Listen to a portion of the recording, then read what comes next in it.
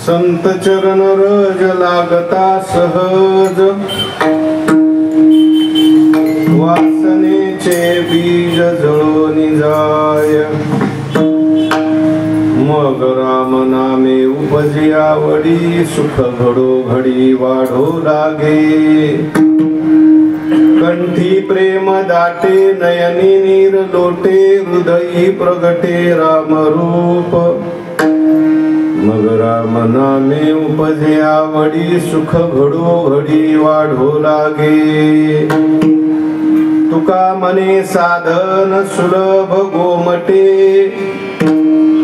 परी उपतिष्ठे पूर्व पुण्ये। मग राम नामी उपजे आवडी, सुख घडो घडी वाढो लागे। विठ्ठल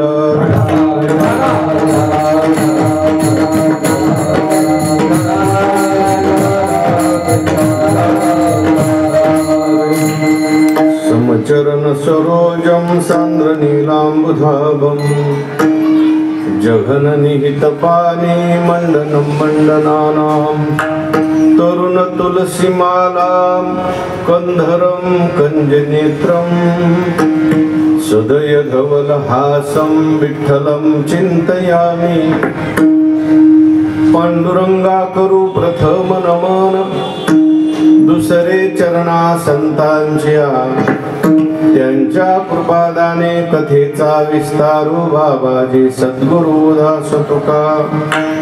नमो ज्ञानेश्वरा, नमो ज्ञानेश्वरा, नमो ज्ञानेश्वरा, नमो ज्ञानेश्वरा। युगती उदारा सोपान देवा, युगती उदारा सोपान देवा। नमो त्रिभुवन पावनी, आदित्रय जननी देवानी। सहज वासनेचे बीज जळून जाय।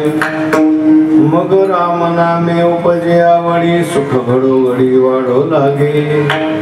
संत श्रेष्ठ जगद्वंद्य जगद्गुरु श्री तुकाराम महाराज यांचा हा 4 चरणाचा उत्कृष्ट आणि महत्त्वाचा असा अभंग असून, प्रस्तुत अभंगातून जगद्गुरु श्री तुकाराम महाराजांनी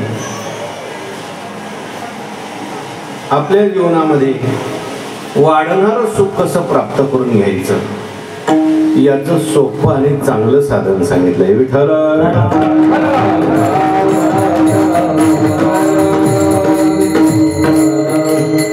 भगवंताच्या कृपेने, सर्व साधू संतांच्या आशीर्वादाने,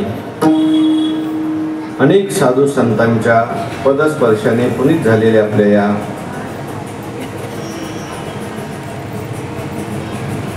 कसारा गावामध्ये समस्त ग्रामस्थ, वारकरी मंडळ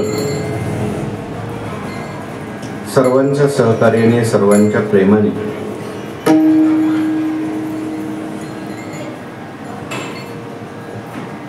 महान तपोनिधी हरिभक्तीपरायण गुरुवर्य माधव बाबा घोले, मठाधिपती जोग महाराज भजनी मठ इगतपुरी यांच्या शुभ आशीर्वादाने महामंडलेश्वर विठ्ठलनाथ द्वाराचार्य हरिभक्तीपरायण डॉक्टर रामकृष्ण दास महाराज लहवीतकर, तसेच हरिभक्तीपरायण नामदेव बाबा पुजारी यांच्या कुशल मार्गदर्शनाने या ठिकाणी संपन्न होत असलेला आपला हा गावचा श्री दत्त जयंती निमित्त अखंड हरिनाम सप्ताह वर्ष 54वे भगवान पांडुरंग परमात्म्याच्या या पवित्र अशा प्रांगणामध्ये हा उत्सव संपन्न होत असताना आजची ही 54व्या वर्षातील आपली पहिल्या दिवसाची कीर्तन सेवा आहे। सर्व ग्रामस्थांच्या वतीने माझ्याकडे ही सेवा आलेली आहे। सेवेकरता उपस्थित समोर बसलेले सर्व ज्येष्ठ श्रेष्ठ श्रोते सज्जन आणि माता भगिनी, मृदंगाचार्य सर्व गुणीजन मंडळी, टाळकरी मंडळी, महाराज मंडळी, जे आदरणीय तकदीर महाराज आहेत, सिद्धार्थ महाराज आहेत, या महाराजांचं नाव मी विसरून गेलो, संतू महाराज आहेत, ही सगळी मंडळी नेहमी इगतपुरी मठामध्ये यांची भेट होते, दर्शन होतं. उत्कृष्ट असं भजनी मंडळ आणि सर्वांच्या सहवासामध्ये आपण सर्वांनी मिळून ही चिंतन सेवा भगवंताची करायची. विठ्ठल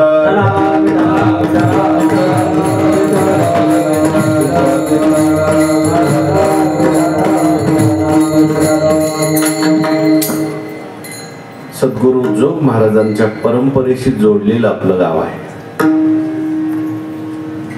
सद्गुरु जोग महाराजांच्या परंपरेला ज्या ठिकाणी उगम झाला, जोग महाराज संस्थेची म्हणा, जोग महाराज परिवाराची जी नदी आहे तिचा उगम आपले इगतपुरी तालुक्याकडून झाला.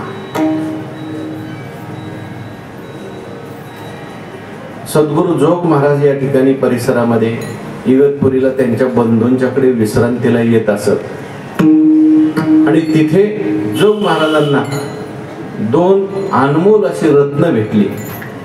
वारकरी संप्रदायातील दोन महान विभूती भेटल्या. एक म्हणजे वैकुंठवासी बंकट स्वामी महाराज, दुसरे लोकशिवन महाराज इगतपुरी. आणि मग त्यांच्या मनात संकल्प निर्माण झाला आणि येवले शेरोपला वेले द्वारी त्याचा वेलू गेला गगनावरी. संपूर्ण आज महाराष्ट्रामध्ये जो काही वेल आपल्याला दिसतो संप्रदायाचा, जोग महाराज परिवाराचा, तुमचं भाग्य तुमच्या तालुक्यातून सुरुवात झाली. विठ्ठल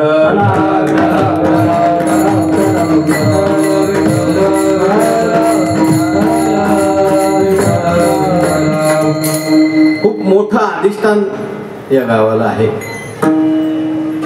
परमपूज्य आदरणीय गुरुवर्य माधव बाबा असतील किंवा लवितकर महाराज असतील, या संत द्वयांच्या मार्गदर्शनाने आपली ही वाटचाल सुरू आहे. 2-4 वर्षापूर्वी भव्य दिव्य असा आपला अमृत महोत्सव ना त्या ठिकाणी संपन्न झाला. सुवर्ण महोत्सव संपन्न झाला. 50 वर्ष त्या ठिकाणी महाराष्ट्रातली सगळी दिग्गज मंडळी, मोठी मोठी मंडळी या ठिकाणी कीर्तन सेवेकरता येऊन गेलेली आहे. खूप चांगल्या पद्धतीने आपण परमार्थ करतोय, केला पाहिजे. मग अशी मी थोडंसं फिरायला आलो तेव्हा पाहिलं हरिपाठ सुरू होता आणि हरिपाठामध्ये लहान लहान मुलं सगळी टाळ घेऊन उभी राहिलेली होती. हो, एक मुलगी वाजवत सुद्धा होती. खूप चांगली गोष्ट आहे बरं का. महाराजांनी मला सांगितलं दर शनिवारी आणि रविवारी लहान मुलांच्या करता हरिपाठ असतो आणि दर एकादशीला कीर्तन आहे. विठ्ठल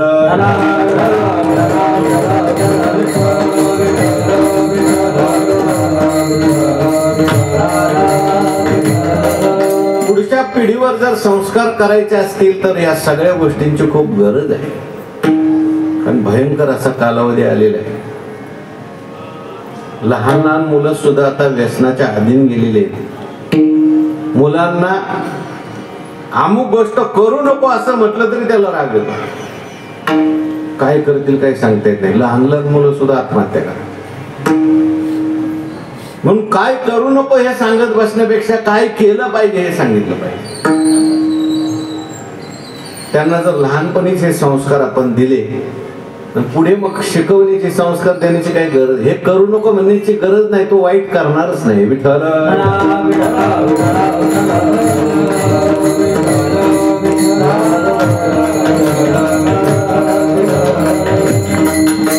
आणि हरिपाठ ही फार मोठी साधना आहे. हरिपाठ अशी साधना आहे की ती काही जरी केलं नाही, नुसतं हरिपाठ जरी केला तरी मनुष्याला दुसरं कोणतंच साधन करायची गरज नाही. हरिपाठ कीर्ती मुखे जरी काय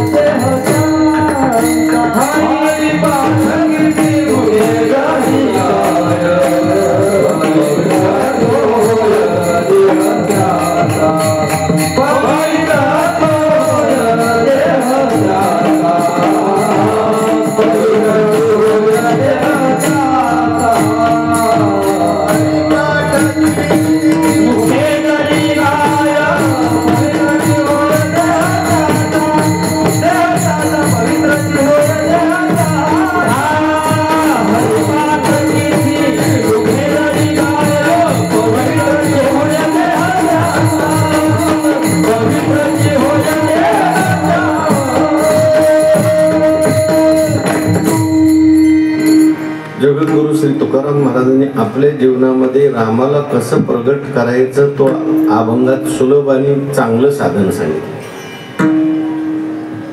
आपल्याला सगळ्यांनाच रामाला प्रगट करायचं. राम आहेच, राम नाही असा एकही मनुष्य सापडणार नाही. तैसा हृदयामध्ये मी राम असता सर्व सुखाचा आराम. नाव वेगवेगळी असतील पण सगळ्यांच्या हृदयात देव आहे. फक्त त्या देवाला काय करायचंय, प्रगट करायचंय. जसं दरवर्षी आपण देवाचे अवतार साजरे करतो. आता दत्त भगवंताला प्रगट करायचं, रामप्रभूला प्रगट करतो, कृष्ण भगवंताला प्रगट करतो. जसं बाहेर प्रगट करायचंय तसं आतही प्रगट करायचं. मला एका मनुष्याने विचारलं, म्हटले का पूर्वी रावण होता त्याला मारण्याकरता रामप्रभूंनी अवतार धारण केला, रावणाला मारला, आता दरवर्षी राम जन्म कशाला? मी म्हटलं पूर्वी रावण होता आणि आता नाही असं समजू नको. पूर्वी एकच होता. रावण म्हणजे कोणी तुम्ही व्यक्ती समजू नका. रावण ही वृत्ती आहे. राक्षस म्हणजे दुर्गुण आणि सद्गुण म्हणजे देव. दुर्गुण आणि सद्गुण हे आपल्या मनातच बसलेले.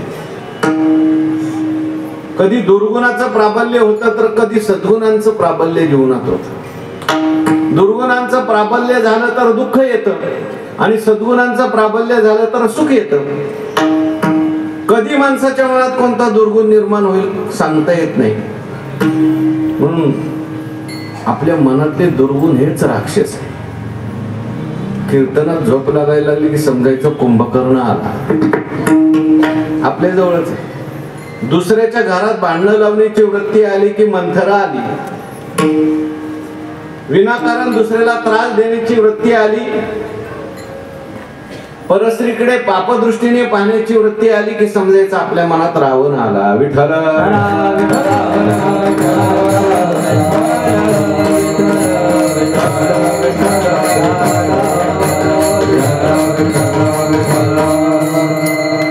रावण ही वृत्ती आहे. एका मोठ्या महात्म्यांच्या मुखातून मी ऐकलं.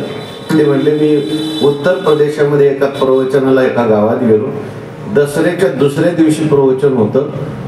उत्तर प्रदेशामध्ये दसऱ्याच्या दिवशी रावण जाळला. आपल्याकडे जसा गणेशोत्सव असतो, बाकीचे उत्सव असतात, तिकडे रावण जाळतात. मोठे मोठे रावण तयार करतात आणि त्याला पेटवून देतात दसऱ्याच्या दिवशी. ते म्हणले, मी प्रवचनाला गेलो असताना कार्यकर्ते मंडळी माझ्याकडे आले. म्हणले, महाराज काल आम्ही रावण जाळला. आणि बरं का महाराज, एवढे पंचकृषीत जेवढा मोठा कोणाचाच रावण नव्हता तेवढा आमचा रावण मोठा. ते हसले महाराज. ते म्हणले, तुम्ही रावण जाळला पण बाहेरचा रावण जाळला. सगळ्या रावणापेक्षा आमचा रावण मोठा होता. हा स्पर्धा रूपी रावण पहिला जाळा. कारण आजकाल कशातही स्पर्धा सुरू झालेली. परमार्थात सुद्धा काय झालेली हो. काही ठिकाणी कीर्तनाला गेल्यानंतर लोक येतात, म्हणतात की कानात सांगतात कार्यकर्ते, महाराज कीर्तन चांगलं वाटलं पाहिजे.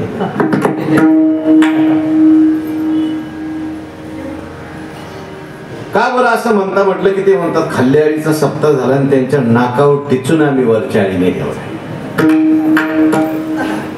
तुमच्या गावातलं सांगत नाही प्रकारे. कशासाठी सुद्धा स्पर्धा. एखाद्याने वर्ष श्राद्धाचं कीर्तन ठेवलं आईसाठी, मग दुसरा म्हणतो तेवढी लोक जमली ना त्याच्यापेक्षा डबल जमले पाहिजे असं महाराजांना. एक नाही 10 कीर्तन ठेवा, पण रागद्वेष वाढेल अशासाठी. कीर्तन कशा करताय, परमार्थ कशा करताय. ते गाडगे महाराज होते ना, ते एखाद्या गावात गेले ना, गावातल्या लोकांना विचारायचे तुमच्या गावात मंदिर किती. गावातले लोक अभिमानाने सांगायचे खाल्ल्या आळीचं एक, वरल्या आळीचं एक, मधल्या आळीचं एक, आमक्याच्या आळीचं एक, तमक्याच्या आळीचं एक.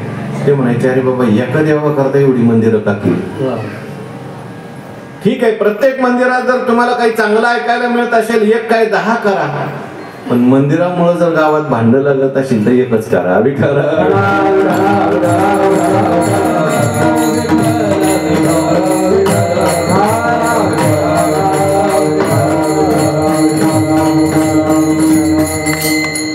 मूळ हेतू बाजूला जाता कामा नये. ज्याच्याकरता कीर्तन आहे त्याच्याकडे लक्ष असलं पाहिजे. नुसते किती लोक जमली, नामके महाराज आले, तमके महाराज आले, बदल काहीच नाही झाले, काही उपयोग होणार नाही. भांडणं कमी झाली का, रागद्वेष कमी झाले का, नामस्मरण वाढलं का, चिंतन वाढलं का, तर उपयोग आहे. नाही तर सगळं फुकट आहे. विठ्ठल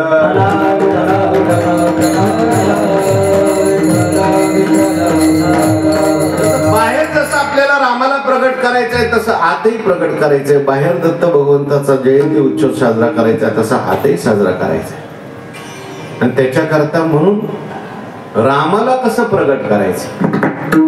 राम म्हणता रामाची होळी रे, राम म्हणता रामाची होळी रे, राम म्हणता रामाची होळी रे, राम म्हणता रामाची होळी रे.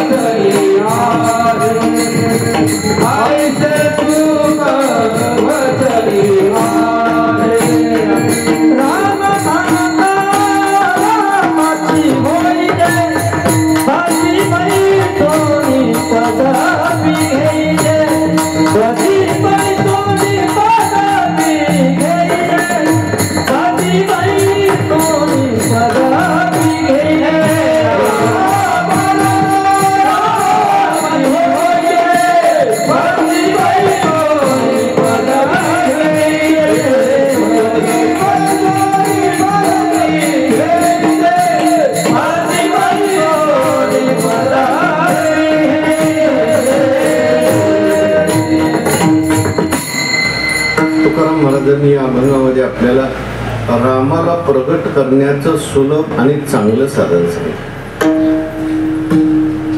आपल्या जीवनामध्ये वाढणारं सुख प्रगट करण्याचं सुलभ आणि चांगलं साधन सांगितलं आणि ते म्हणजे संत चरण रज.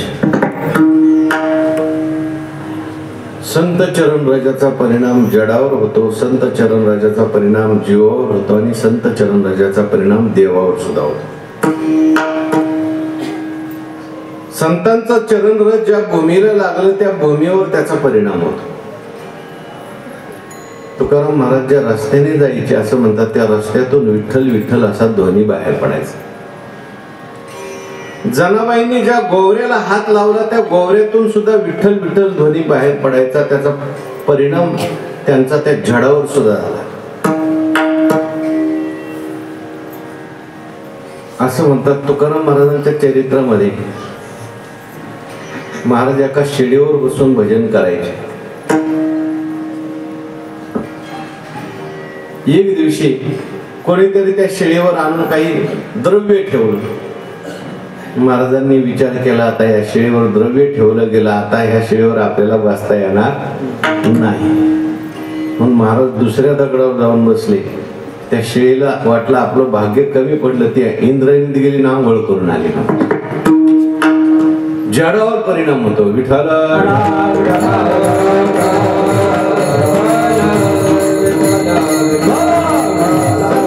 राजाचा परिणाम देवावर सुद्धा होतो. भगवंतांनी भागवतामध्ये असं म्हटलंय, उद्धवाला भगवान परमात्मा म्हणतात, अरे उद्धव, माझ्या ठिकाणी जे पवित्रपण आलेलं आहे ते माझं नाही, भक्तांच्यामुळे. माझ्या ठाई जे पवित्रपण ते मज भक्ताचे निदान. म्हणून मी भक्ता मागे आपण धावे चरण रजवंदाया. भक्त चरण रजवंदिता मज केवढी आली पवित्रता. माझी पायवनी वाहे माथा जाण तत्वता सदा शिव. भगवान उद्धवाला म्हणतात, बाबा माझ्या ठिकाणी जे पवित्रपण आहे ते माझं नाही, माझ्या भक्तांच्यामुळे आहे. जेव्हा नामदेव महाराज, ज्ञानेश्वर महाराज ही सगळी मंडळी तीर्थयात्रा करून आली, तेव्हा भगवान परमात्म्याने तीर्थयात्रेचं उद्यापन म्हणजे माउंद केलं. माउंद्याच्या अक्षता देण्याकरता भगवान नामदेवरायाला घेऊन चालले. नामदेवराय पुढे चालायचे. नामयाचे पाठी चाले नामयाचे पाठी चाले नामयाचे पाठी चाले नामयाचे पाठी चाले नागमया राजा चरणी नागमया राजा चरणी ते नामयाच्या पाठी चाले राज नामयाच्या पाठी चाले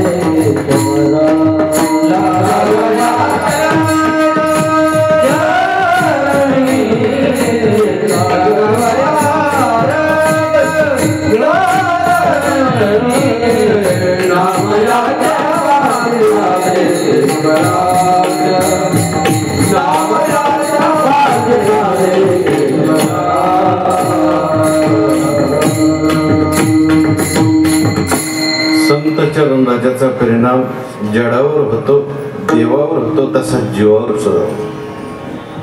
अनेक ठिकाणी संत चरण राजाचा परिणाम जीवावर कसा होतो हे सांगितलेलं आपल्याला पाहायला मिळेल. हनुमान चालीसा म्हणत असताना अगोदर एक दोहा म्हटला जातो आणि मग हनुमान चालीसा म्हटली जाते. बहुतेक सगळ्या लोकांचा तो दोहा पाठ आहे. ज्यांचा ज्यांचा पाठ असेल त्यांनी माझ्या बरोबर म्हणा. श्री गुरु चरण सरोज रज निज मन मुकुर सुधारी. बरनौ रघुबर विमल जसो जो दायको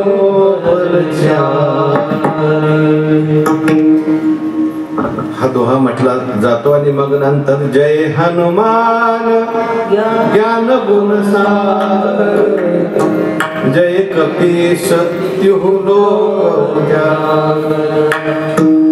हा जो दोहा आहे त्याचा अर्थ फार सुंदर आहे. म्हणत असताना अर्थ कळून जर म्हटलं तर विशेष आनंद असतो.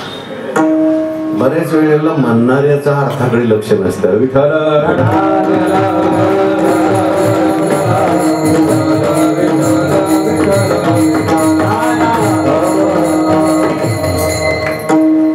अर्थ समजून म्हटलं पाहिजे बघा.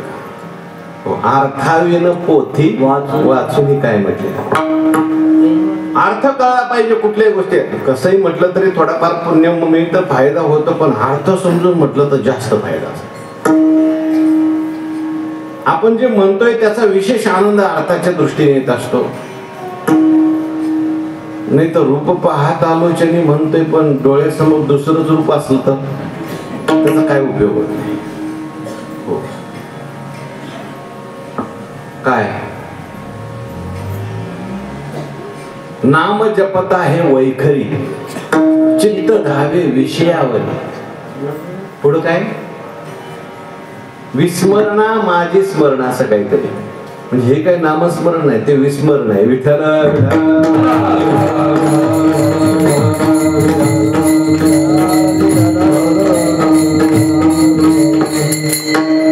देवाचे द्वारे वाक्षण भरी तेने मुक्ती साधलेला झाला त्याच्या. त्याचा काय उपयोग नाही. म्हणजे चित्त तिथं पाहिजे. फायदा कसा आहे म्हटलं तरी होतो, पण विशेष फायदा पाहिजे असेल तर तिकडे लक्ष पाहिजे, अर्थ पाहिजे लक्षात, डोळ्यासमोर त्याचा अर्थ पाहिजे. श्री गुरु चरण सरोज रज म्हणजे काय. तुलसीदास महाराजांचे श्री गुरु आहेत हनुमंत राय. आणि हनुमंतरायाला वंदन करत असताना तुलसीदास महाराज म्हणतात श्री गुरु चरण सरोज रज. त्यांचं चरण रज. निज मन मुकुर सुधारी. माझं मनरूपी आरसा जो आहे तो मनरूपी आरसा मला स्वच्छ करायचा आहे. आणि आरसा स्वच्छ करण्याकरता मी संतांचं चरणरज श्री गुरूंचं चरणरज घेणार आहे. कशा करता मन कशा करता स्वच्छ करायचंय. बर नवर गुबर विमल जसू. मला रामप्रभुचंद्रांचं विमल असं यश वर्णन करायचंय. जोदायक फलचारी. जे ऐकल्यानंतर जे गायल्यानंतर 4 प्रकारचे फल 4 पुरुषार्थ मिळतात. धर्म अर्थ काम आणि मोक्ष. म्हणून मी संतांचं चरणरज त्याला वंदन करतो. त्याने माझा मनरूपी आरसा स्वच्छ करतो. म्हणजे जीवावर सुद्धा संत चरणराजाचा परिणाम होतो. आणखी जीवावर कसा परिणाम होतो हे महाराज अभंगाच्या पहिले. संत चरण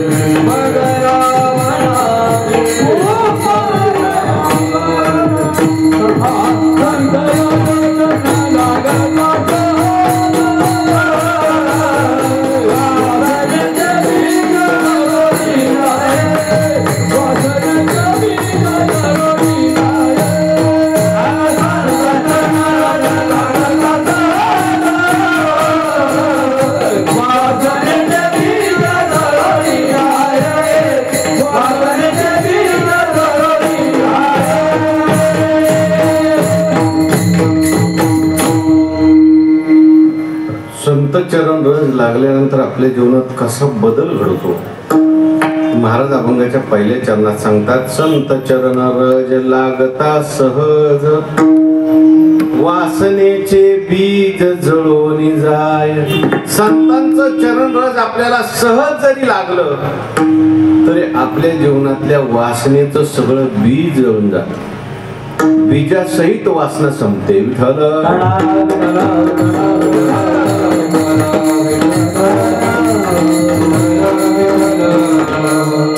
आता हे संत चरण रज नेमकं काय?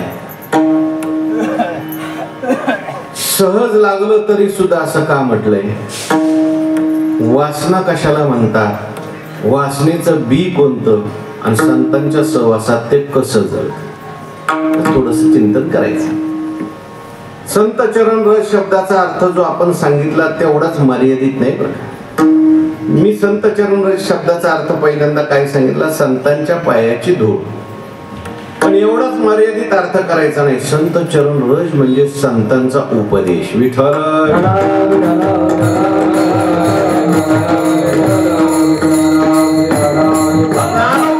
चरण रज म्हणजे काय?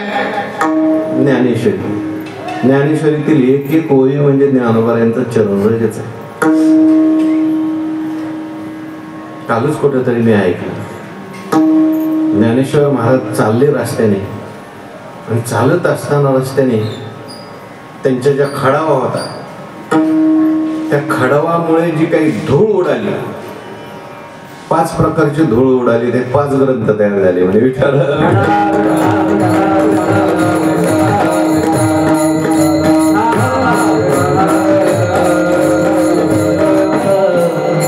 हरिपाठातलं एक एक अक्षर म्हणजे ज्ञानोबारायांचं चरण राहिलं.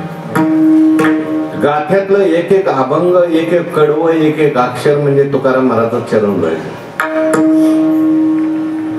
नाथ भागवतातलं एक एक अक्षर म्हणजे नाथ महाराजांचं चरणराज आहे. त्यांनी केलेला उपदेश म्हणजे चरणराज. असं संतांचं चरणराज आपल्याला सहज जरी लागलं, सहज का म्हटलंय? म्हणजे आवर त्याच्यातली शक्ती सांगण्याकरता सहज म्हटलंय. विठ्ठल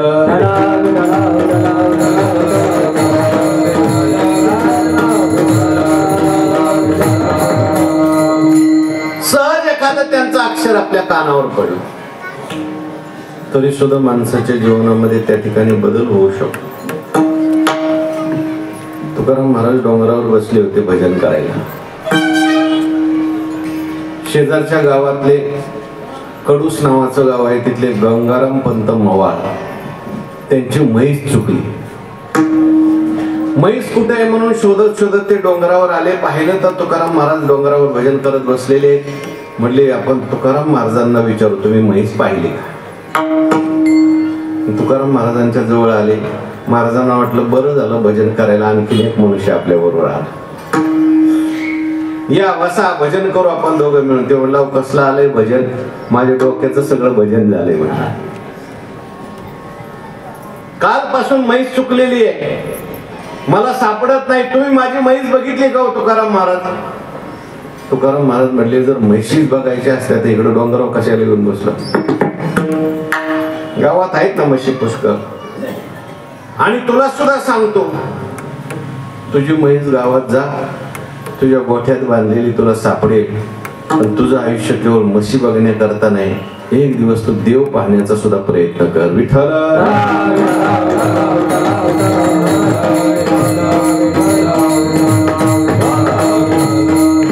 एवढंच वाक्य ऐकलं, परिणाम झाला.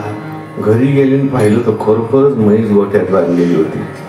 म्हटले ज्यांच्या शब्दामध्ये एवढी ताकद आहे त्यांनी सांगितले ते आपण करायचं. मग तुकाराम महाराजांचे टाळकरी झाले, मोठे पुढे साधू झाले. सहज बोलाने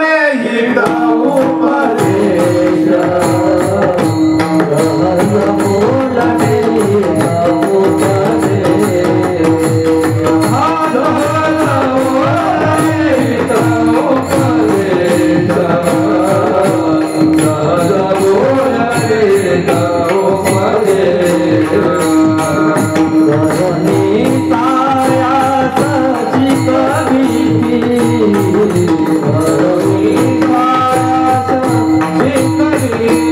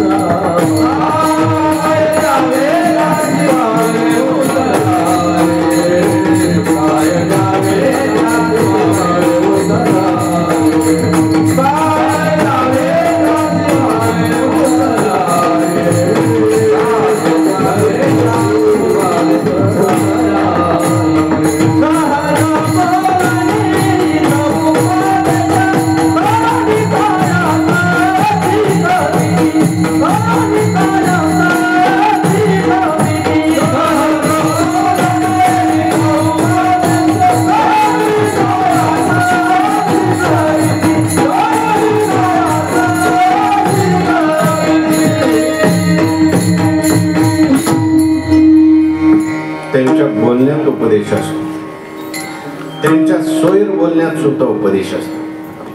म्हणून असं म्हटलंय, संत उपदेश करत नसले तरी सुद्धा आपण त्यांच्या जवळ थांबावं. तयाचे बिसाट शब्द सुखे म्हणो येती वेद, सदेह सच्चिदानंद कान व्हावे ते. त्यांच्या क्रियेमध्ये उपदेश असतो. जयाचे लिले माझी नीती जियाली असे. त्यांच्या भांडण्यात सुद्धा उपदेश असतो. तुम्ही मला त्यांच्या भांडण्यात काय उपदेश आहे, कसं भांडायचं कळतं. विठाला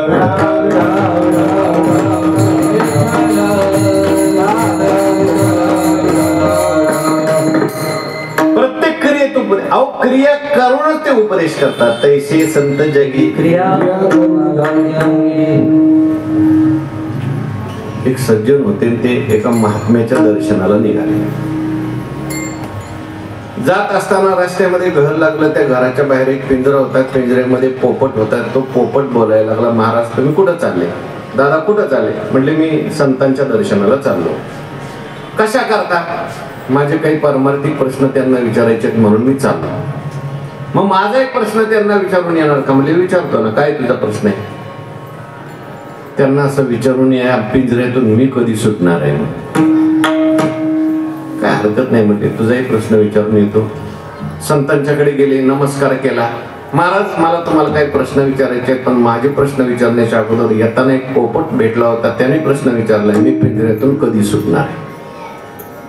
ऐकले बरोबर महाराजांचे डोळे महाराजांनी झाकले, हातपाय ढिले केले, महाराज पडले. त्याला वाटलं नेमकं आपण महाराजांची तब्येत बिघडली ना, आपण आलो, महाराजांना उठवलं, पाणी पाजलं. म्हणजे महाराज आज तुमची काही तब्येत बरोबर नाही, मला प्रश्न विचारायचे ते मी उद्या येतो. जाताना गेला, पोपटाने विचारलं काय झालं माझ्या प्रश्नाचं? म्हटले अरे बाबा आज महाराजांची तब्येत बरोबर नव्हती, मी उद्या जाणार आहे, तेव्हा उद्या विचारीन. नक्की विचारा बरं का, माझा प्रश्न विचारा पहिल्यांदा. दुसऱ्या दिवशी गेले, परत महाराजांना नमस्कार केला, परत प्रश्न विचारत असताना पहिला पोपटाचा प्रश्न विचारला, परत महाराजांनी डोळे झाकले, हातपाय ढिले केले, पडले. म्हटलं काल आजारी झालते, आज काय झालं? परत ज्या अर्थी महाराज त्या ठिकाणी पोपटाचा प्रश्न विचारला का असं करतात, त्या अर्थी पोपटाच्या प्रश्नात काहीतरी गडबड आहे. तर उद्या यायचं, पण पोपटाचा प्रश्न विचारायचा नाही, आपलाच विचारायचा. परत जायला लागले, त्या पोपटाने विचारला का रे माझा प्रश्न विचारला का दादा तुम्ही? म्हणजे बाबा तुझा प्रश्न विचारू नको, तुझा प्रश्न विचारला का महाराजची तब्येत बिघडली. मला तब्येत बिघडते म्हणजे काय? महाराज डोळे झाकतात, हातपाय ढिले करतात आणि खाली पडतात. पोपट म्हणला महाराजांनी माझ्या प्रश्नाचं उत्तर दिलंय. म्हणजे काय दिले? मला तर काहीच कळलं नाही. तुम्हाला कळेल म्हणे, तुम्ही थोडस बाजूला उभं राहा. आणि पोपटाने महाराजांनी जसं केलं तसं केलं. महाराजांनी डोळे बंद केले होते, पोपटाने डोळे बंद केले. महाराजांनी अंग ढिलं करून महाराज पडले होते. पोपट सुद्धा अंग ढिलं करून हातपाय सरळ करून पिंजऱ्यात पडला.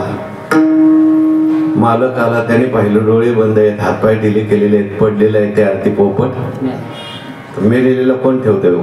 पिंजरा. पिंजरा कुठपर्यंत आहे? जोपर्यंत पोपट चांगला बोलतोय तोपर्यंत. म्हातारे पोपटांसाठी उपदेश आहे. पिंजरा सोडावा असं वाटत असेल, सुटावा असं वाटत असेल, जेवढे तुम्ही जास्त गुणवान तेवढं बंधन जास्त. विठाला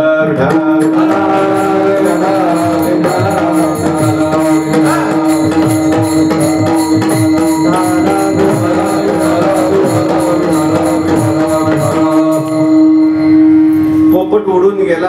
सांगायचं एवढं दृष्टांतातून सिद्धांत हा सांगायचा आहे की कधी कधी आपले गुण सुद्धा आपल्याला बंधन करणार.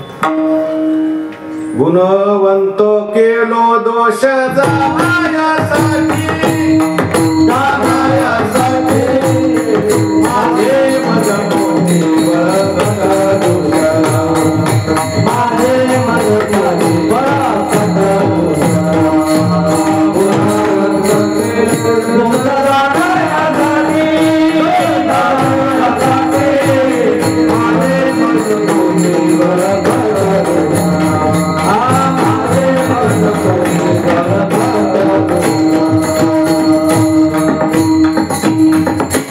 संत चरण रज लागता, सहज. पुढं काय म्हटलंय? वासनेचे बीज जळून जाय. संतांच्या सहवासात वासनेचं बी जळून जात. नुसती वासना जळून जाते असं म्हटलं नाही, वासनेचं बी जळून जात. वासना कशाला म्हणतात? इच्छा वेगळी आहे, वासना वेगळी आहे. माणसाला इच्छा असली पाहिजे, वासना नको. तुम्ही म्हणाल इच्छा आणि वासनेत काय फरक आहे? आपल्याला जे आवश्यक आहे ते हवं वाटणं त्याला म्हणायचं इच्छा, आणि आवश्यकता नसताना हवं वाटणं त्याला काय म्हणायचं? वासना. जी पूर्ण होते ती इच्छा, कधीच पूर्ण होत नाही ती ज्ञानपूर्वक असते ती इच्छा, आणि ज्ञान अज्ञानपूर्वक असते ती वासना. विठ्ठल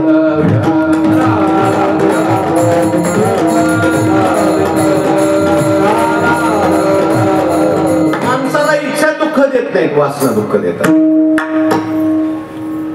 तहान लागल्यावर पाणी प्यावंसं वाटणं इच्छा आहे, भलत सलत प्यावंसं वाटणं वासना आहे. भूक लागल्यानंतर जेवावं वाटणं ही काय? इच्छा आहे. आणि जेवल्यानंतर तंबाखू खावं वाटणं वासना आहे. माणसाच्या जीवनात जे दुःख आहे ते इच्छेमुळे नाही, वासनेमुळे. मी एका ठिकाणी वाचलं, मला खूप आवडलं, ऐका सगळ्यांनी. माणसाच्या जीवनात जे दुःख आलेले त्यांनी वासनेने तसं तयार केले. त्याच्या काळात त्यांनी असं लिहिलं होतं की माणसाला जेवायला मिळत नाही म्हणून दुःख नाही, अमुकच जेवायला पाहिजे म्हणून दुःख आहे. माणसाला कपडेच घालायला नाहीत म्हणून दुःख नाही, पण अमुकच ड्रेस पाहिजे, अमक्याच रंगाचा पाहिजे, दुसऱ्यासारखाच पाहिजे म्हणून दुःख. घरच नाही म्हणून दुःख नाही, पण दुसऱ्यासारखं माझं का नाही म्हणून दुःख. हे वासनेचं दुःख आहे.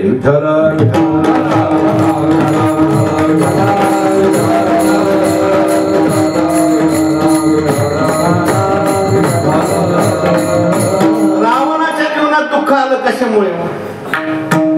काय कमी होतं रावणात?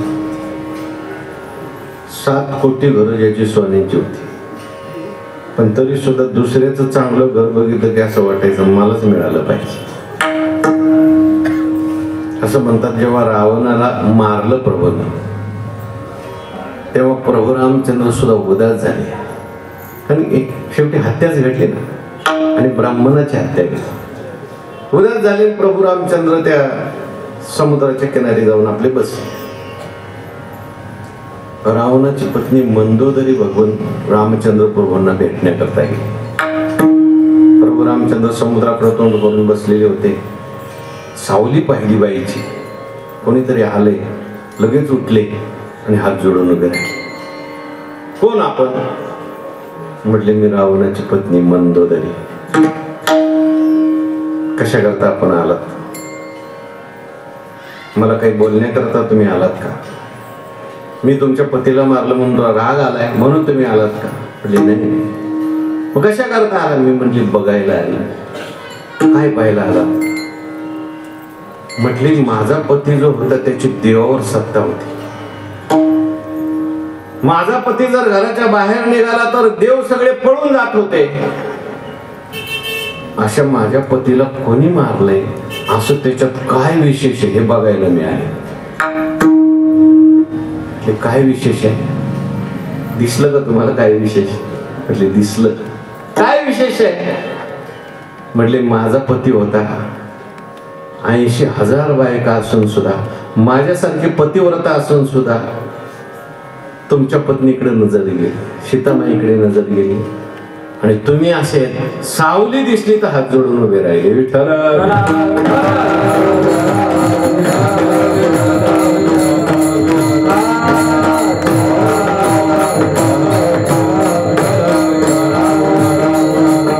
वासना इतके विचित्र आहे, ती माणसाला जन्म घ्यायला लावते. वासनेचा संग वासनेचा संग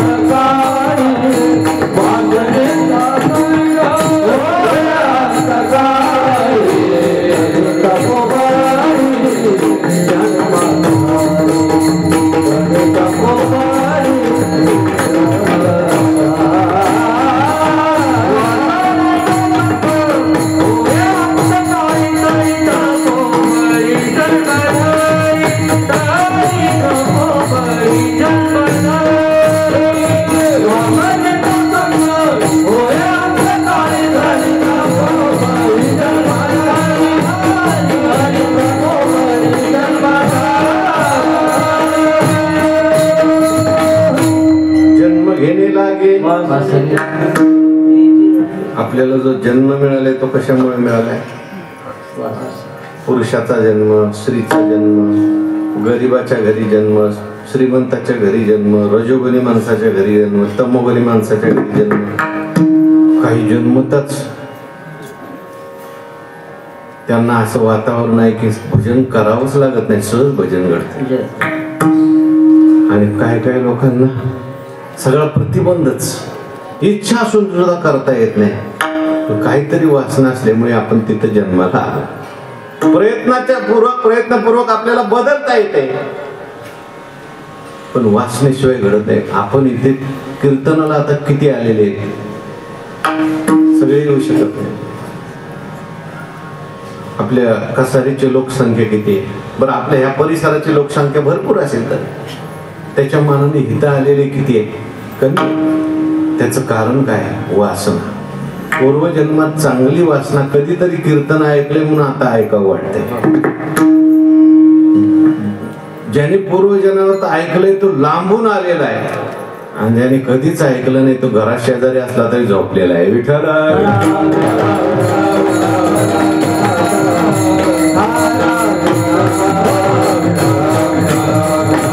वासना विचित्र आहे. वासना माणसाच्या जीवनामध्ये जन्म घ्यायला लावते. मोठ्या मोठ्या तपस्व्यांना जन्म घ्यावा लागला वासनेमुळे, तरी तपोबळी जन्म.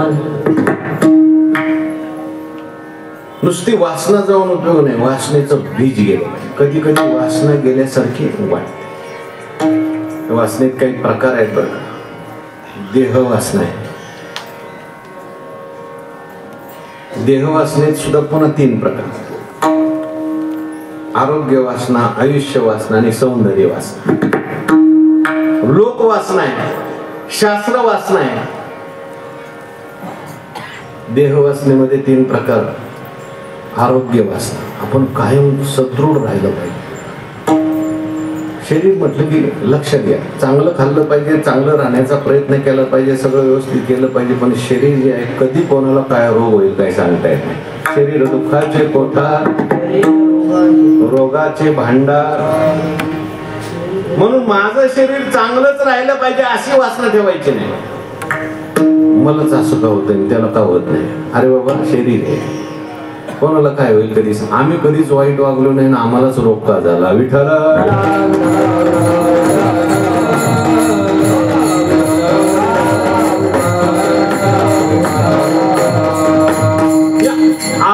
आरोग्य वासना आहे, आयुष्य वासना माणसाला असते. मी काही जास्त दिवस जगलो पाहिजे, देहाला धरून ही वासना आहे.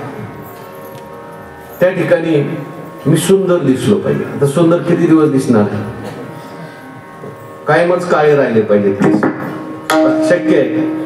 किती जरी प्रयत्न केला तर काळ्याचं पांढरं होणारच आहे. पण लोक पांढरं झालेलं परत काळं करतात. करू द्या, पण जाणून काढा हे पांढरं आहे म्हणून. विठ्ठल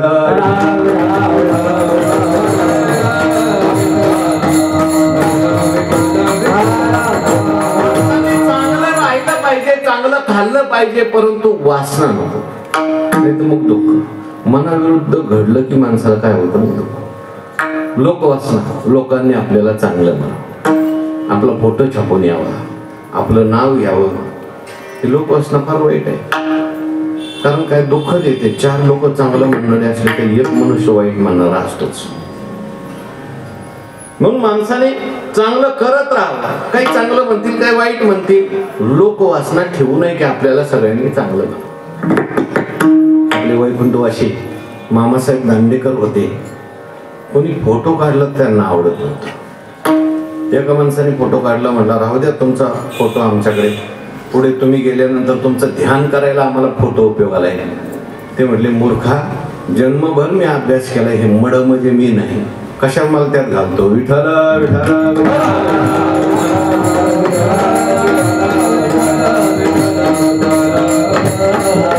अरे मी या देहावर वेगळा आहे, मी चैतन्य आहे, मी आत्मा आहे.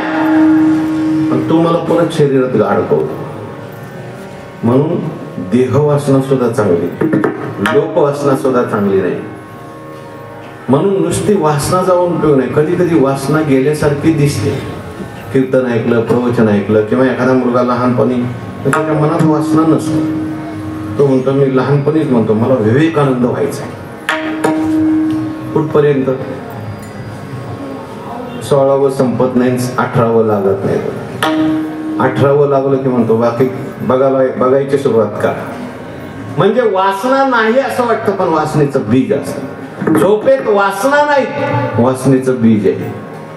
म्हणून नुसत्या वासना जाऊन चालत नाही, त्याचं मूळ कारण जावं लागतं. नुसतं रोग जाऊन चालत नाही, रोगाचं कारण जावं लागतं, नाही तर परत रोग होत असतो. वासनेचं बीज आहे आज्ञा, आणि संतांच्या सहवासात ते अज्ञान जातं. ते ज्ञान पैगांबरावे, जरी म्हणी हाती आणावे, तरी संताया भजावे. जे ज्ञानाचा पुरठा ते सेवा आधार म्हणता, तो स्वाधीन करी सुबटा वळवणी. तनु मनु जीवे चरणाशी लागावे, अगरवता करावे. दास्य सकळ मग अपेक्षिता पुरे, ते सांगतील पुशिरे. जेणे अंतकर्ण बोधले संकल्पा नये. संतांच्या सहवासात गेले की संत आपल्याला ज्ञान देतात. ज्ञान म्हणजे आत्मस्वरूपाचं ज्ञान. तू कोण आहेस? तू देह नाहीस, तू मन नाहीस, तू बुद्धी नाहीस. याहून अतीत असलेला आत्मत्व आहे. विठ्ठल.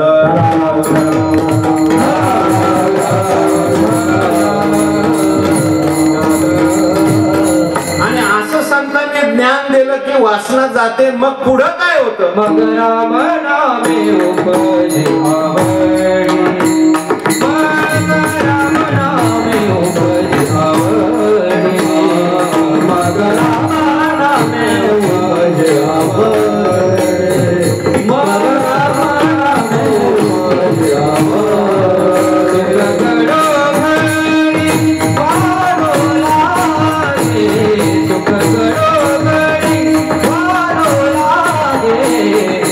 राम नामे उपजे आवडी. गगडो घडी वारो लागे, सुख गडो घडी वारो लागे, मग राम नामे उपजे आवडी, मग राम नामे उपजे आवडी.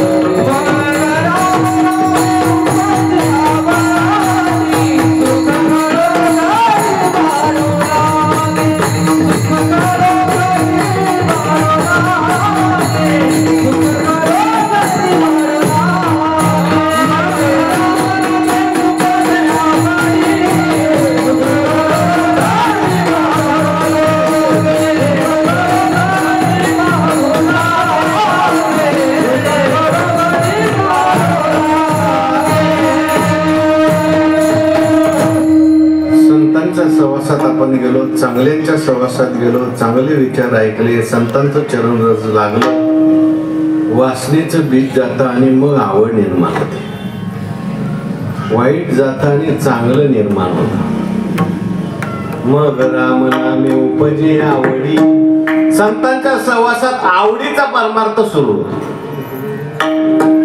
परमार्थ करणारे माणसामध्ये काही नडीचा परमार्थ करणार, काही सवडीचा परमार्थ करणार आणि काही आवडीचा परमार्थ करणार. देवाला आवडणारा परमार्थ आहे आवडीचा. विठ्ठल.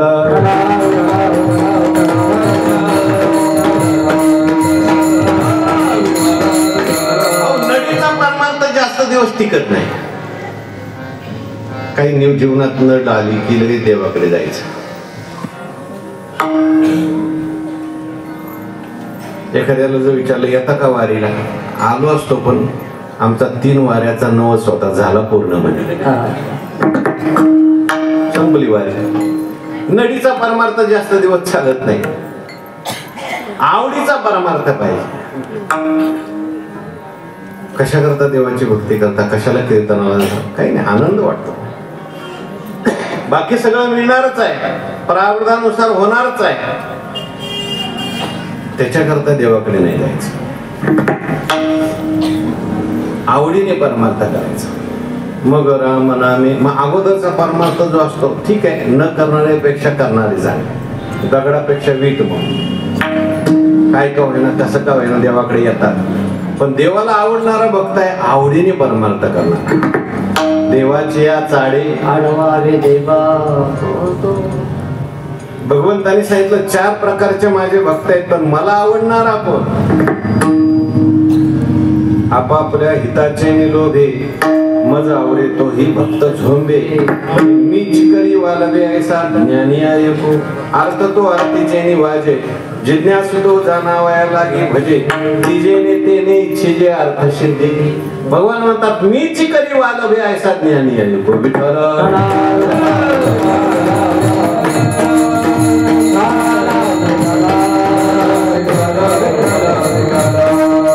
आवड निर्माण होणं कठीण आहे. राम नामाची आवड निर्माण होणं कठीण आहे. मला एक नेहमी प्रश्न पडतो की हे देवाचं नामस्मरण सोपं आहे का अवघड आहे. खाली बसलेल्यांना मी विचारतो देवाचं नामस्मरण सोपं का अवघड. काय तुमचं मत आहे? एक सांगा कोणतं तरी सोपं का अवघड. हो सोपं. जे सोपं म्हणतील त्यांना मी विचारणार आहे तुम्ही किती करता दिवसात नामस्मरण. चालूच असतं सर. वा तुम्हाला दंडवत नमस्कार. नामस्मरण सोपं आहे तसं अवघड सुद्धा आहे बघा.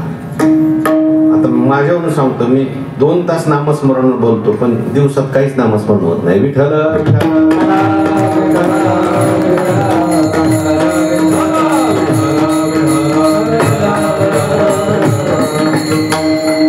नामस्मरण घ्यायला सोपं आहे पण यायला अवघड आहे. ज्याच्या मुखात नामस्मरण आवडीने येते प्रेमाने फार मोठा भाग्यवान आहे. त्या रामायणात असं आलंय की वाल्या कोळ्याला राम म्हणता येत नव्हतं. काय म्हणत होता? मरा म्हणत होता. आता राम शब्दामध्ये किती जोडाक्षर आहेत मला सांगा. राम शब्द अवघड आहे. बायकोशी बोलत होता पोराशी बोलत होता आणि त्याला रामच म्हणता येत नव्हतं. याचा अर्थ राम म्हणता येत नव्हतं म्हणजे राम माणसाच्या मुखात लवकर येत राम लवकर येत नाही. बाकीची सगळी बडबड येईल पण राम म्हणायचं म्हटलं की माणसाची दात खेळी बसलीच असं तुकाराम महाराज म्हणतात. मी नाही. हो तुकाराम महाराज म्हणतात देवाचं नामस्मरण करायचं माणसाचं तोंड उघडत नाही. तुम्हाला प्रयोग करून बघायचा आहे. आपण सगळेजण म्हणू विठ्ठल विठ्ठल. बघा आता किती म्हणतात. शेजाऱ्याकडे बघा प्रत्येकाने विठ्ठल विठ्ठल.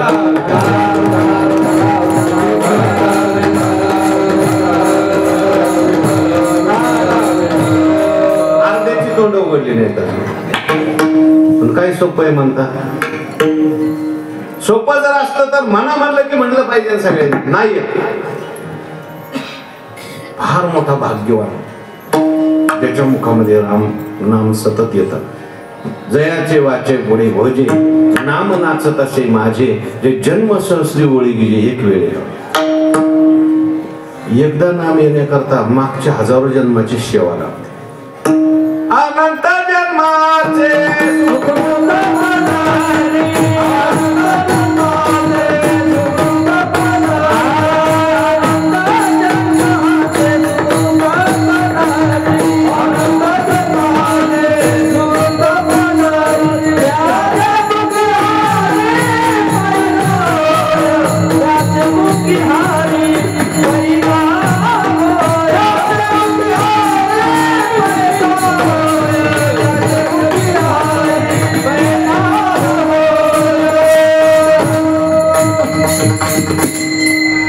रत्नासारखा आहे पण माणूस रत्न पारखी पाहिजे. देवाचं नाम रत्नासारखं आहे परंतु रत्न पारखी आपण नाही त्यामुळे आपण घेत नाही. रत्न पारखी आहेत भगवान शंकर म्हणून सारखं देवाचं नामस्मरण घेतात. आपल्याला सगळ्यांना माहिती आहे देव आणि दानवांनी समुद्राचं मंथन केलं आणि मंथन केल्यानंतर पहिल्यांदा हाल विष निघाला. देवही पळून जायला लागले दानवही पळायला लागले. भगवंत म्हणायला लागले अरे थांबा थांबा मंथन अजून झालेलं नाही अमृत काढायचंय. म्हटले देवा तुम्ही म्हणले होते अमृत मिळणार आहे म्हणून आम्ही काढायला आलो पण हे तर पहिलं विषच निघाला. म्हटले बाबा ज्याला अमृत पाहिजे त्याला पहिलं विष सहन करावं लागतं. ज्यांनी विष सहन केले त्यालाच अमृत. विठ्ठल विठ्ठल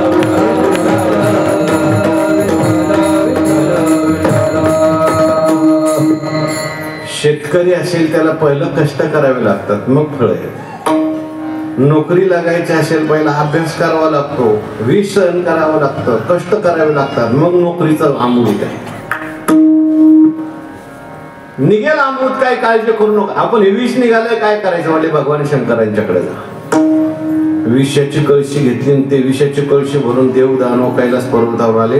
पार्वती आईसाहेबांनी लांबूनच बघितलं, म्हणजे देवा अमृत मंथन झालं वाटतं, आपला वाटा घरपोच आलेला दिसतोय. अगं पार्वती, खरं जर विष अमृत निघालं असताना यांना आपली आठवण झाली नसते. विष निघाले म्हणून आपल्याकडे आले. भगवान महादेवांनी ते विष प्राशनी केलं, पण ते विष असल्यामुळे कंठात धारण केलं बरं का. नीळकंठ नाम प्रसिद्ध झालं, पण त्याचा दाह व्हायला लागला, आग व्हायला लागली, हालाल विष होतं. म्हणून गंगेला डोक्यावर बसवलं, म्हणून चंद्र डोक्यावर घेतलाय. चंद्र शीतल असतो तरी विष त्या ठिकाणी कमी होईना, म्हणून साप गळ्याला बांधले. विष कमी होईल तरी विष त्या ठिकाणी भाजायला लागलं, तापवायला लागलं. शेवटचा पर्याय म्हणून भगवान शंकरांनी काय केलं, भजन करी महादेव, भजन करी महादेव, भजन करी महादेव, भजन करी महादेव. राम पूजे सदाशिव, सदाशिव राम पूजे सदाशिव, भजन करी महादेव, महादेव भजन करी महादेव. राम पूजे सदाशिव, राम पूजे सदाशिव, भजन करी महादेव, भजन करी महादेव.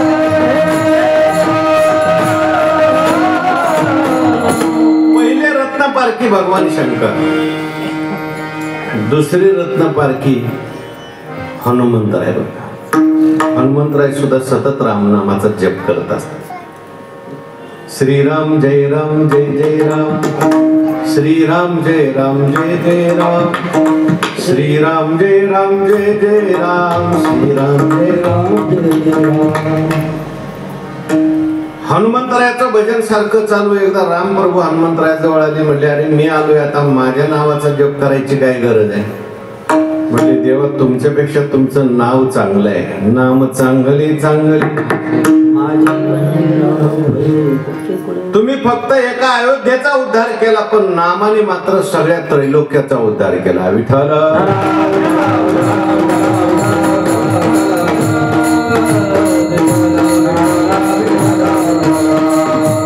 तुळशी रामायणामध्ये नाम रामायण लिहिले तुळशीदास महाराज. ते म्हटले तुम्हाला रामाचं रामायण माहिती, पण मी तुम्हाला नामाचं रामायण सांगतो.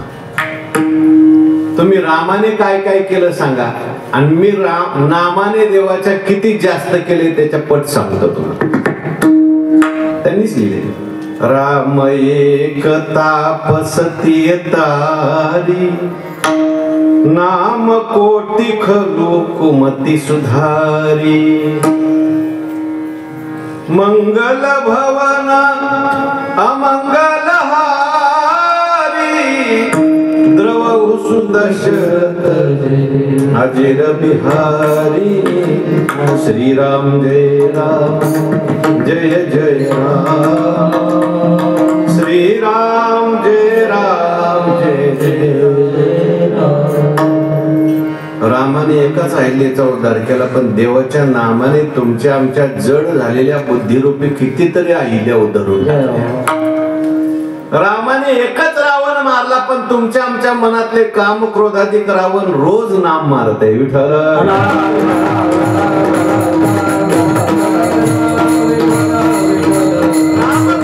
एकच सेतू बांधला, परंतु नाम हा प्रत्येकाकरता देवाजवळ जाण्याचा सेतू आहे.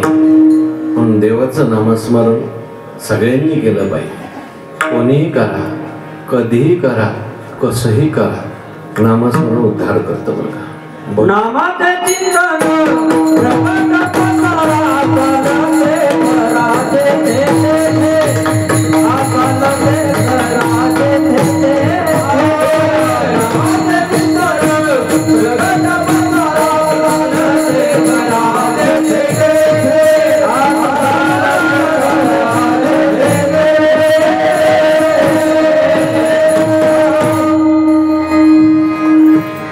जसं एकच औषध सगळ्या रोगावर चालावं तसं एकच नामस्मरण असाय त्याने सगळं काय होतं. काय नो हे केले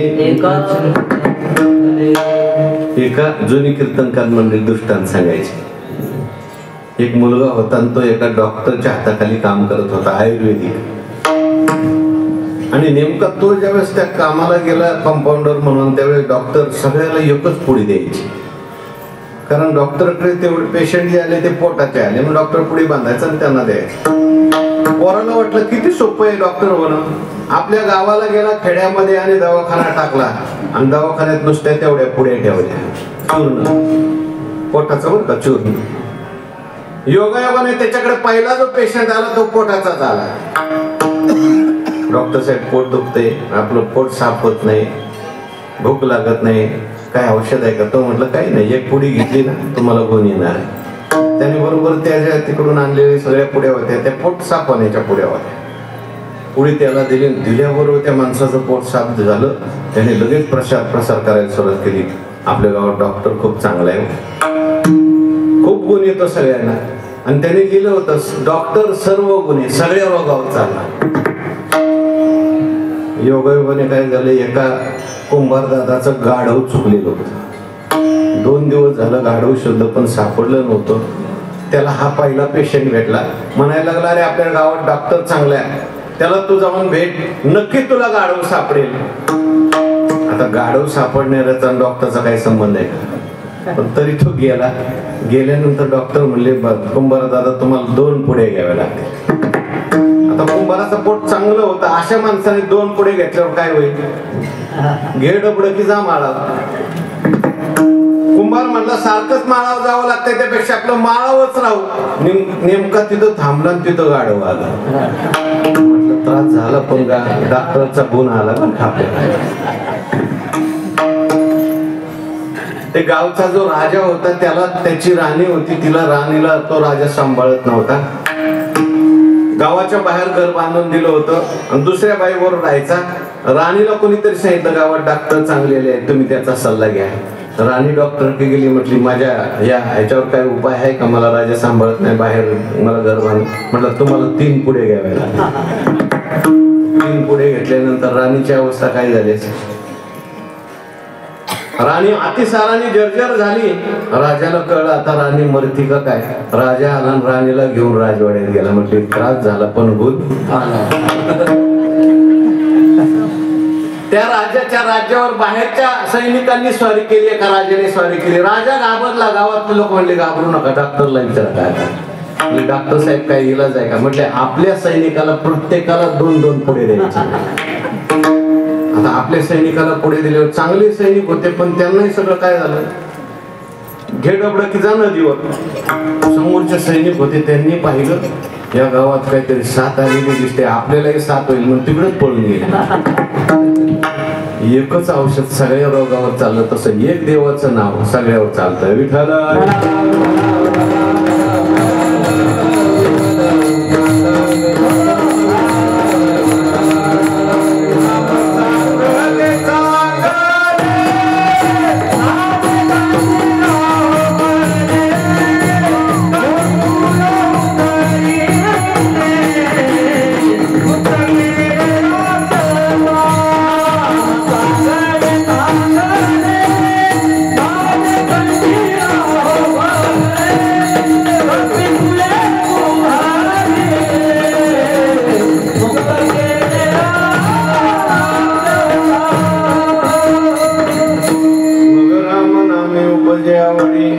घडोघडी वाढवू लागेल. एकदा का राम नामाची आवड निर्माण झाली एकदा का आवडीचा परमार्थ सुरू झाला की मग माणसाच्या जीवनामध्ये सुख वाटायला वाढणारं सुख प्राप्त होत. त्या ठिकाणी एक सुख असं आहे ते कमी कमी होत जातं, एक सुख असं आहे ते कमी होत नाही आणि वाढत नाही, आणि एक सुख असं आहे ते वाढत वाढत जातं. विषयाचं सुख आहे कमी कमी होत, नवे नवे विषयात सुखच नाही. ज्ञानोबा बोलतात एरवी विषय सुख आहे ते बोलण्याची सारखे नव्हे, विद्युत स्फुरणे का न पाहे जगा माझे. बहुमानाम मंगळू रोहिणी ते म्हणती जळू, तैसा सुख परवाद बरळू वैशी सुख हा. विषयातलं सुख जे आहे खरं सुख नाही, तात्पुरतं सुख आहे, दुःख देणारं सुख आहे. एक सुख असं आहे ब्रह्मसुख, ते प्राप्त झाल्यानंतर ते वाढत नाही, कमी होत नाही. आणि ब्रह्मसुखानंतरचं पुढचं जे भक्ती प्रेमाचं सुख आहे ते मात्र वाढत वाढत जातं. अंगी प्रेमाचे भरते नेघे उतार चढते, हो वर्षा काळी सरिता चढू लागे पंडू सुखा दिशे, नित्य नगे भजता श्रद्धा दिशे. प्रेमाचं सुख आहे, रामनामाचं सुख आहे, ते वाढत जातं. सुख या संत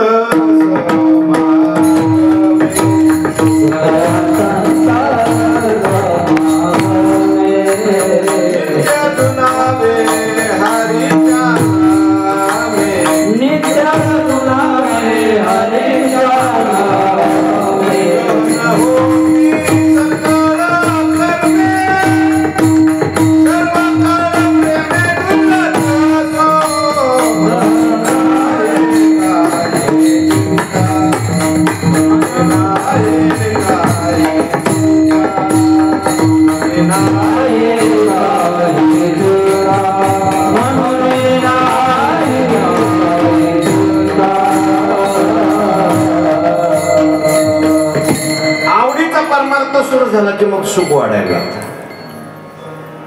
नडीचा परमार्थ सवडीचा परमार्थ सुख देत नाही, आवडीचा परमार्थ सुख देत. खरं सुख प्राप्त होतं, शाश्वत सुख प्राप्त होतं, वाढत जातं. आणि सुख एकदा अंतकरणात वाढलं, नामस्मरण वाढलं की त्याची चिन्ह जी आहे ती शरीरावर दिसायला.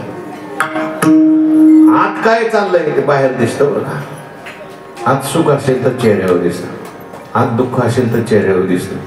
कोण कोण कीर्तन ऐकते ते सुद्धा चेहऱ्यावर दिसतं बरं. कोणाकोणाला कीर्तनात आनंद वाटतोय तो सुद्धा चेहऱ्यावर दिसतो. विठ्ठल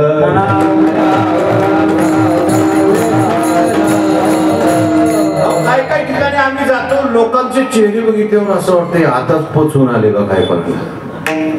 बघा काय काय माणसांचे चेहरे असे असतात. ते हिंदीमध्ये एक म्हण आहे बघा, मी रोते की होतो मरे हमारी सूरत यायची. काय काय माणसं कधी हसतच नाही, सारखा रडका चेहरा करून गंभीर होऊन बसलेले. माणसाने प्रसन्न राहायला शिकलं पाहिजे. आपण किती देवदेव करतो यापेक्षा आपण किती प्रसन्न राहतोय फार महत्वाचं आहे. विठ्ठल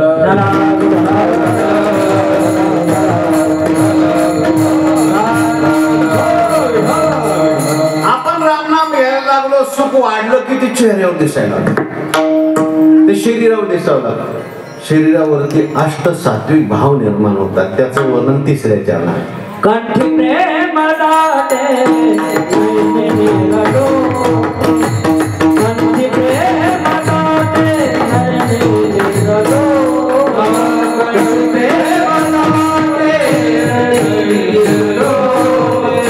कंठी प्रेम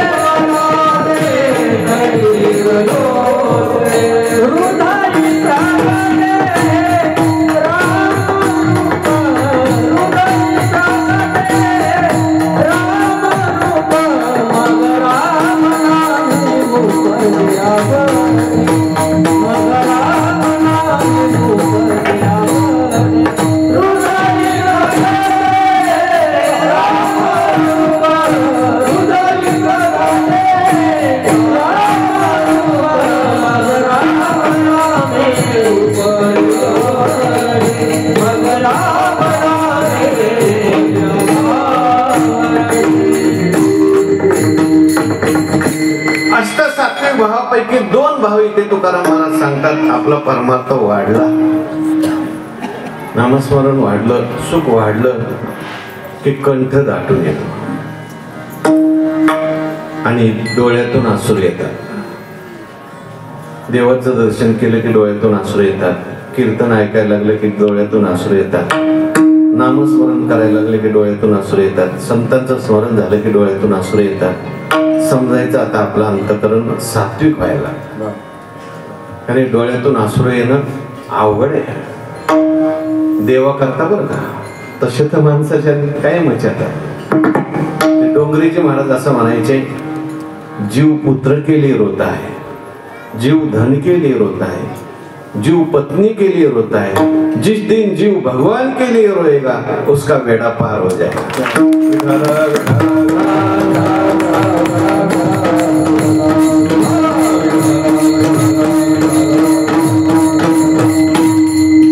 रडणं सुद्धा योग आहे, फक्त ते देवा करता पाहिजे, देवासमोर पाहिजे. अर्जुन महाराज रडले पण देवासमोर रडले बरं का, देवा करता रडले. त्यामुळे अर्जुनाला गीता सांगितली भगवंताने, आणि अर्जुनाच्या जीवनामध्ये भगवत साक्षात्कार झाला. कंठी प्रेम दाटे, नैने नीर लोटे, हृदय प्रगटे रामूर. फक्त ते देवा करता पाहिजे बरं, सात्विक प्रेम त्याला म्हणतात. म्हणून संत चरण रज आपल्या जीवनामध्ये कसा कसा परिणाम करतं, अशा प्रकारे संत चरण रज हे सुलभ आणि चांगलं साधन आहे शेवटच्या चरणाचं.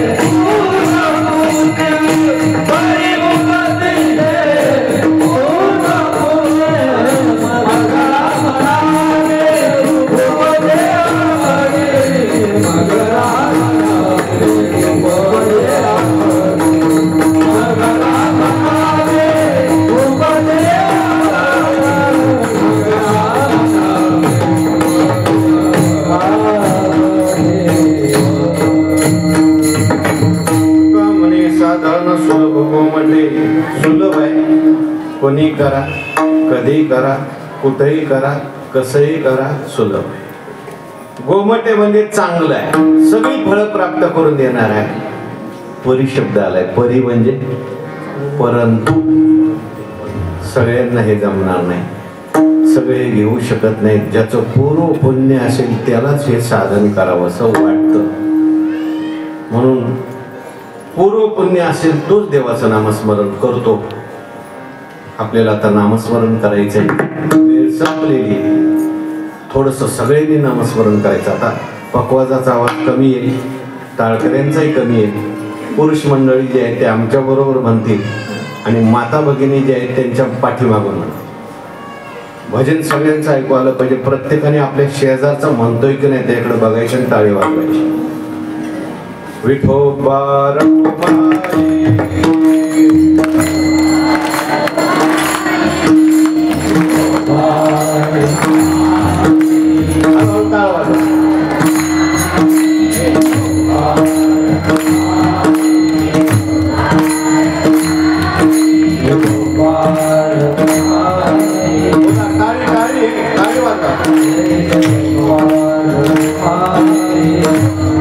आवाज येत नाही म्हणा.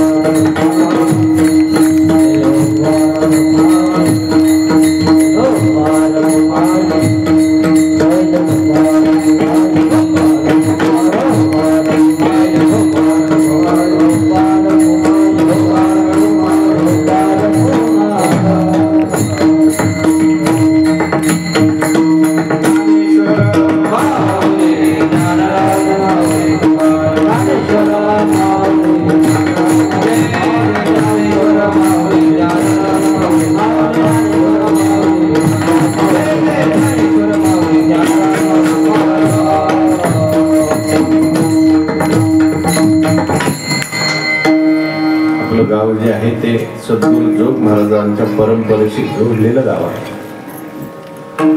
आपल्या इगतपुरी मठामध्ये जो माघ शुद्ध दशमीचा कार्यक्रम आहे त्याला किती वर्ष झाली? 125वे हे वर्ष आहे आणि त्याचा भव्य दिव्य प्रमाणामध्ये उत्सव घोटी या ठिकाणी ठरलेला आपल्याला सगळ्यांना माहिती आहे. आपला त्याच्यामध्ये सक्रिय सहभाग आहे, पण सगळ्यांनी त्या कार्यक्रमाकरता उपस्थित राहायचं आहे. आळंदीला सुद्धा वारकरी शिक्षण संस्था आपल्याला सगळ्यांना माहिती असेल. गेल्या 106 वर्षात सद्गुरू जोग महाराजांच्या संस्थेमधून हजारो विद्यार्थी घडले. असं तुम्हाला महाराष्ट्रात गाव सापडणार नाही की जिथे आपल्या संस्थेचे विद्यार्थी नाही. आता संस्थेने खूप त्या ठिकाणी विकासाची कामं सुरू केलेली. सगळ्या मुलांची राहण्याची सोय संस्थेमध्ये होणार आहे. यंदा शासनाने 10 कोटी रुपये निधी मंजूर केला संस्थे.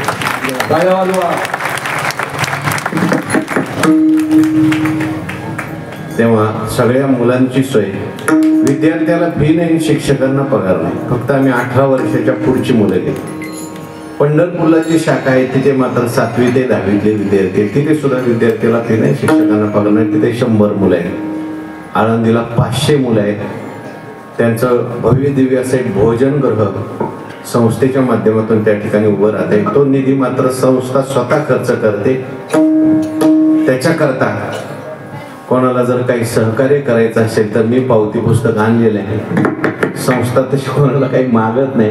आपणहून कोणाला जर द्यायची इच्छा असेल, वस्तुरूप देणगी म्हणा किंवा संस्थेच्या भोजनगृहासाठी काही द्रव्य स्वरूपामध्ये निधी देण्याची इच्छा असेल आपण करू शकता. माझी सेवा संपली.